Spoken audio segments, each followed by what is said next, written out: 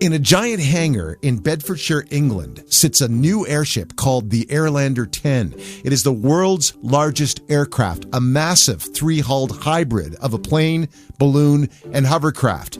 It's not as fast as an airplane, but its proponents say it's greener, it can fly for days at a time, and it can land and take off from any flat area.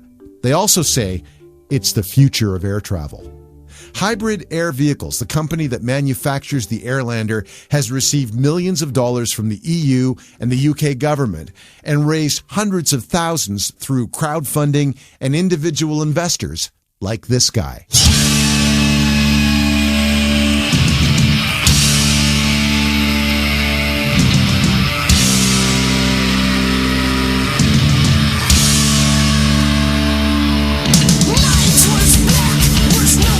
That voice belongs to Bruce Dickinson, frontman for the band Iron Maiden and a part-time pilot who invested almost $400,000 into the project. Bruce Dickinson joins us now on the line from London, England. Good morning, Bruce. Yes, sir. What is it like to stand next to the Airlander? Well, it's jaw-dropping, actually. And I never cease to be amazed at it. I mean, it's in this enormous hangar that was built to house an aircraft about 3 times its size. That was one of the giant airships of the 30s. Mm-hmm. It's almost more imposing because of it, because you've got some kind of scale behind it. So it is very, very impressive. Can you describe for us what it looks like? It seems to have 3 hulls on it. Yeah, in actual fact, the vehicle itself, with its engines and everything, but with no payload and with no fuel, basically weighs nothing. Huh. And that's because it's inflated with helium.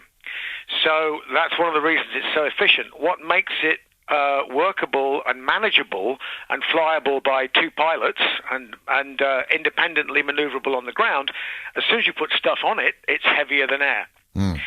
So we can take off vertically because we've got 4 engines that, a bit like a Harrier jump jet, that vectors the thrust. Yeah.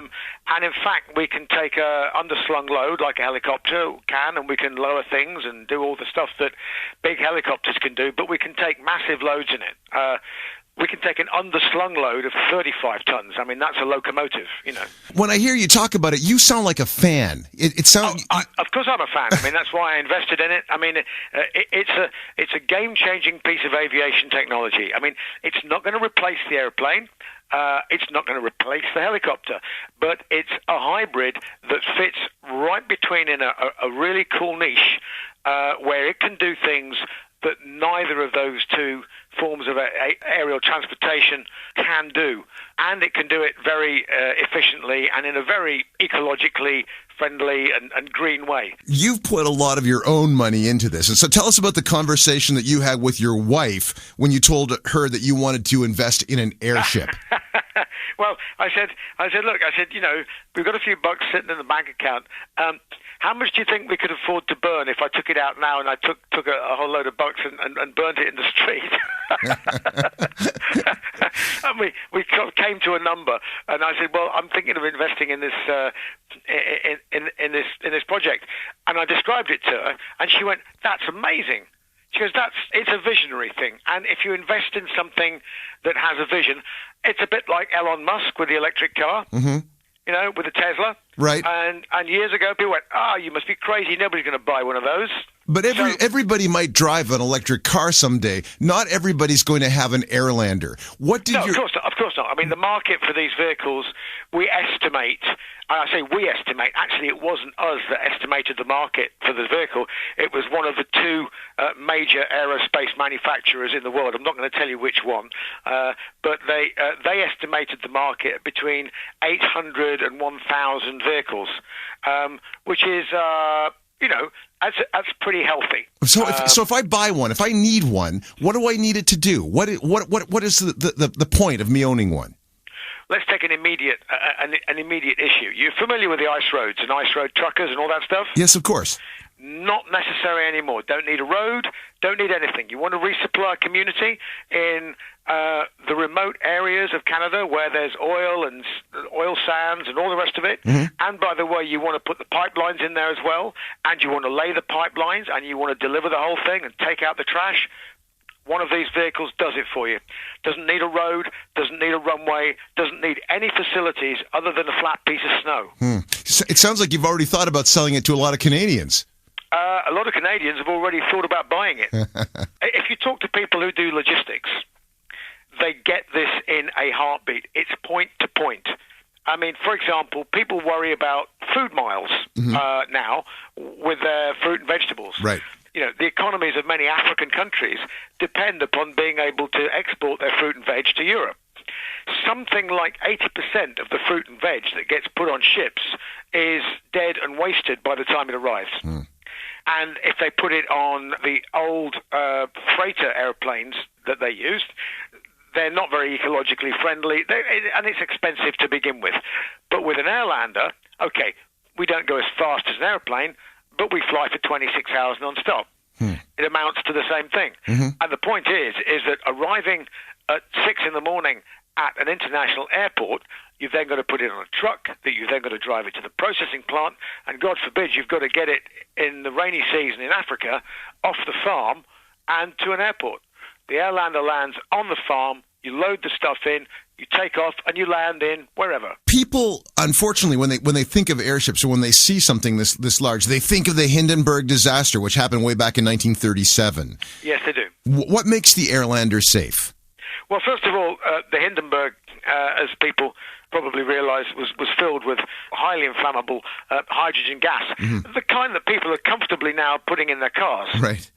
You know, so in actual fact, you're flying around in a vehicle, you're driving around in a vehicle full of gasoline, which is infinitely more likely to catch fire than an Airlander. Our vehicle is full of inert helium, which provides the lighter than air bit of the hybrid technology. So it won't blow up? It won't blow up. No, it won't blow up. And people ask, oh my God, what happens if it has a puncture? Well, I can assure you that we had some experience with this, the company, when they built low-altitude blimps for the military. And somebody said, well, what happens if somebody comes in with a machine gun and fills it full of holes? Well, I can tell you, they were still waiting in the hangar. They did just that. They blasted it full of holes with machine guns, and they waited for it to deflate. Well, it was still hanging there 18 hours later. Were you there when they shot it with machine guns? No, I wasn't. I've seen the film, though. No. This was like 15 years ago. Now, Bruce, you have flown Iron Maiden around the world on tour. You're a pilot. Do you think that you'll ever do that in a blimp one day?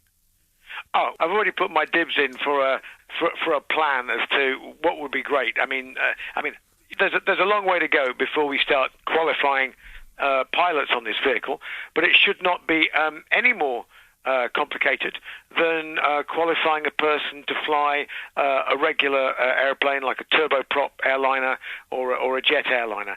It's exactly the same process.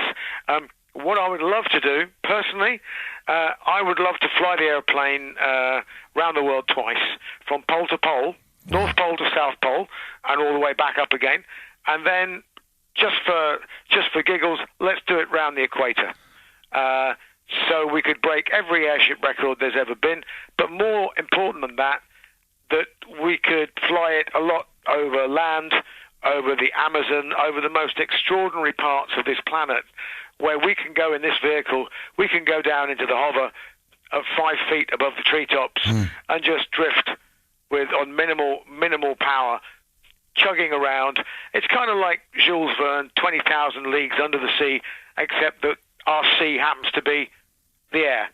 This is, in fact, you can think of the hybrid air vehicle as being a flying submarine. If that's too much for you, we're buoyant, and we're just buoyant in a different medium than the sea. That would be an amazing sight to see. That would be a terrific movie. You know, people are going to start thinking, you're a member of Zeppelin. Well, there you are. You see, we had Eddie. We had Ed Force One when it was the 757. Maybe this is the Ed Zeppelin. Bruce Dickinson, thank you for talking to us. That's great. Thank you very much. That was Bruce Dickinson, lead singer of Iron Maiden and investor in the Airlander 10. We have pictures of that aircraft on our website, cbc.ca/day6. What did I see?